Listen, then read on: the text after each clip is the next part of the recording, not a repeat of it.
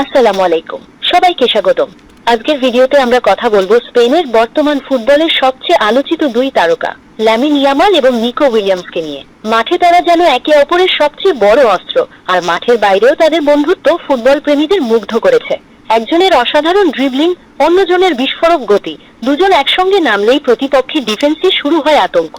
মাত্র অল্প বয়সেই লামিন ইয়ামাল দেখিয়ে দিয়েছেন বড় মঞ্চে খেলতে বয়স কোনো বাধা নয়। তার বাম পায়ের জাদু, নিখুঁত পাস, দুর্দান্ত ভিশন এবং চাপের মুহূর্তেও শান্ত থাকার ক্ষমতা তাকে বিশ্বের অন্যতম সেরা তরুণ ফুটবলারে পরিণত করেছে।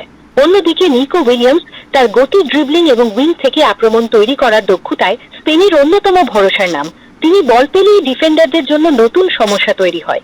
এই দুই তারকার সবচেয়ে বড় শক্তি শুধু ব্যক্তিগত প্রতিভা নয়, বরং তাদের বোঝাপড়া। অনেক সময় দেখা যায় ইয়ামাল বল নিয়ে ভেতরের দিকে কাট করছেন, আর ঠিক সেই মুহূর্তে নিকো ফাঁকা জায়গায় দৌড় দিচ্ছেন। আবার নিকো যখন ডিফেন্ডারদের টেনে নিয়ে যান, তখন ইয়ামাল সহজেই আক্রমণের সুযোগ তৈরি করেন। এই সমন্বয়ে স্পেনের আক্রমণকে আরো ধারালো করে তুলেছে। মাঠের বাইরেও তাদের বন্ধুত্ব অসাধারণ।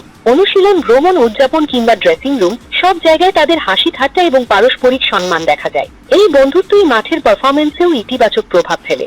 একজন জানেন অন্যজন কোথায় থাকবেন, তাই পাস, দৌড় আর আক্রমণ সবকিছুই অনেক বেশি স্বাভাবিক এবং কার্যকর হয়। বর্তমান ফুটবল বিশ্লেষকদের মতে আগামী কয়েক বছরে স্পেনের আক্রমণ ভাগে নেতৃত্ব দিতে পারেন এই দুই তারকাই। যদি তারা নিজেদের উন্নতির ধারাবাহিকতা ধরে রাখতে পারেন, তাহলে বড় আন্তর্জাতিক টুর্নামেন্টে স্পেনের সাফল্যের অন্যতম ভিত্তি হতে পারেন তারা।